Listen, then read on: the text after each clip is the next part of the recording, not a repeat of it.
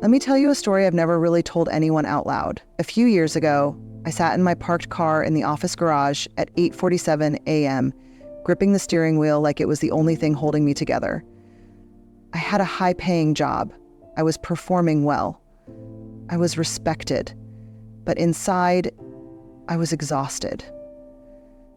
Not from the workload, but from the weight of performing a version of myself I didn't even recognize anymore. That morning, I realized something gut-wrenching. I had been working so hard on my career, on my image, on my output, that I had stopped working on myself. I knew how to chase promotions, but I had forgotten how to come home to my own heart. We live in a world that often confuses doing well with being well, and for a long time, I did too. I believed if I was succeeding at work, meeting deadlines, getting recognition, hitting milestones, then I was succeeding at life. I thought performance meant peace, that external validation would fill internal voids, that if I just worked hard enough, I'd feel worthy enough. But the truth is, it doesn't work that way. You can be overachieving while quietly unraveling. You can be celebrated by everyone else and still feel like a stranger in your own skin. This is the part no one talks about. We are taught how to climb, how to strategize, how to network, but we are rarely taught how to stay whole as we rise. We are rarely asked, "How's your heart?" Or, "Do you still recognize yourself in the mirror?" We're applauded for showing up early and staying late, but never for honoring our boundaries or for tending to the quiet grief that builds when we abandon ourselves. The hard truth? You can spend your life becoming what others respect and completely lose touch with what you need. When you only work hard on your job, you learn how to succeed in systems. But when you work harder on yourself, you learn how to succeed in life. You learn how to regulate your emotions instead of suppressing them. You learn how to communicate your needs without shame. You learn how to love yourself, not for your output, but simply because you're worth being loved. Because here's the thing, your job will change. Your titles will evolve. At some point, you will move on. But who you become in the process, that stays with you. And no paycheck in the world is worth losing the person you're meant to be. So ask yourself, are you building a life that looks good or one that actually feels good? Because that question will reveal everything. Think about a house. From the outside, it might look beautiful, clean lines, fresh paint, a well-manicured lawn. But what you don't see is the foundation. You don't see whether it's stable, whether it can weather storms, whether it has cracks that have gone unnoticed for years. Now, think about yourself. We spend so much time trying to make the outside look good, putting on the right clothes, saying the right things, checking off achievements like boxes on a to-do list. We build the image, the brand, the resume. We make it all look strong and shiny. But all the while, we might be silently crumbling beneath the surface. What we forget is that no matter how good the structure looks, it's the foundation that holds the weight. And in our lives, that foundation is our inner world, our beliefs, our emotional health, our habits, our self-talk, our ability to sit with ourselves when no one else is watching. Working on yourself means tending to the parts no one sees. And that's hard. It's not glamorous. It's not usually applauded. No one throws you a party for setting a boundary or going to therapy. But it is the most essential work you will ever do. Because your outer life can only expand to the level your inner life has matured. If you want more peace, you have to get honest about your chaos. If you want deeper relationships, you have to confront your fear of vulnerability. If you want purpose, you have to peel back the layers of performance and ask yourself what truly matters to you. Not to your parents, not to your boss, not to the world, but you. And that takes courage, real courage. The kind that's quiet and uncomfortable and deeply transformative. When you work on yourself, you're not fixing a problem. You're learning to become a safe home for your own soul. You're building something unshakable inside of you so that no matter what changes, the job, the circumstances, the relationships, you stay grounded. You can rewrite that story. Not all at once, not overnight, but gently, slowly, with grace. It begins when you stop outsourcing your self-worth to your job title or your paycheck and start building it from within. And that's the foundation no storm can shake. A while back, I was sitting across from a friend at a small cafe, the kind with chipped mugs and a playlist full of old soul music.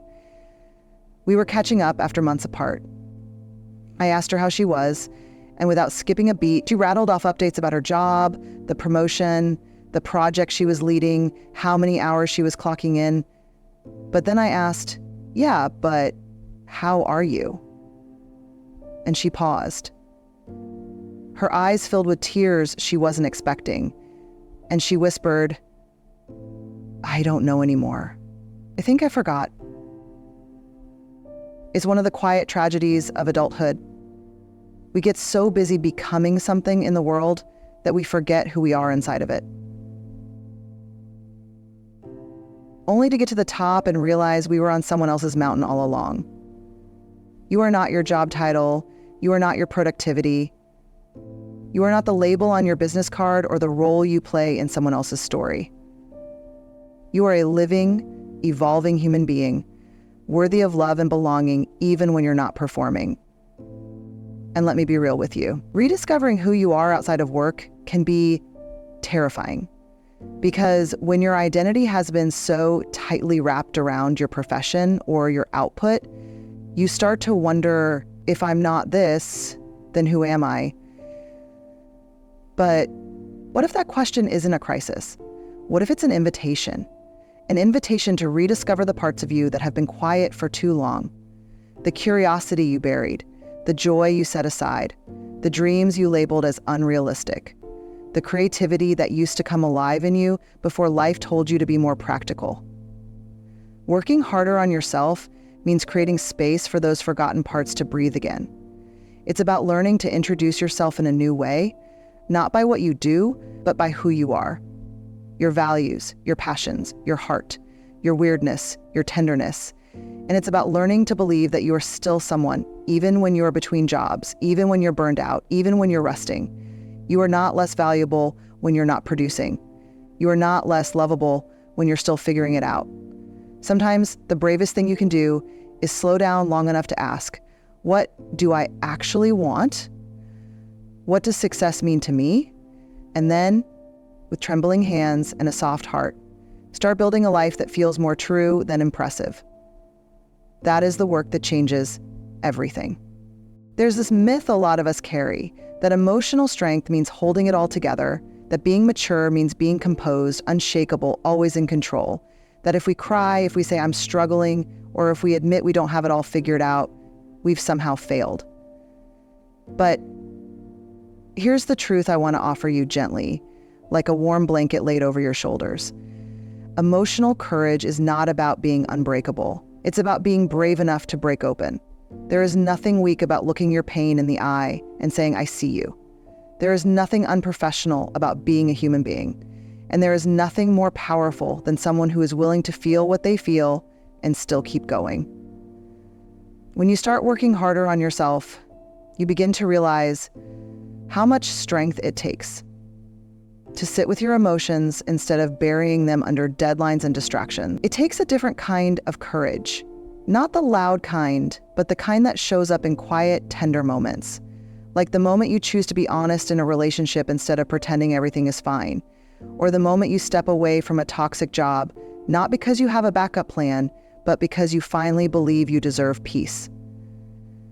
Or the moment you decide to say no to something that once defined your worth, and yes to something that restores it. Those moments, those little rebellions of self-honoring, are where emotional courage is born. But emotional courage isn't just about expressing what's hard. It's also about learning how to receive joy, love, and care without guilt. It's about unlearning the belief that rest must be earned, or that you can't celebrate yourself until you've achieved enough. We don't just need resilience to survive. We need receptivity to thrive.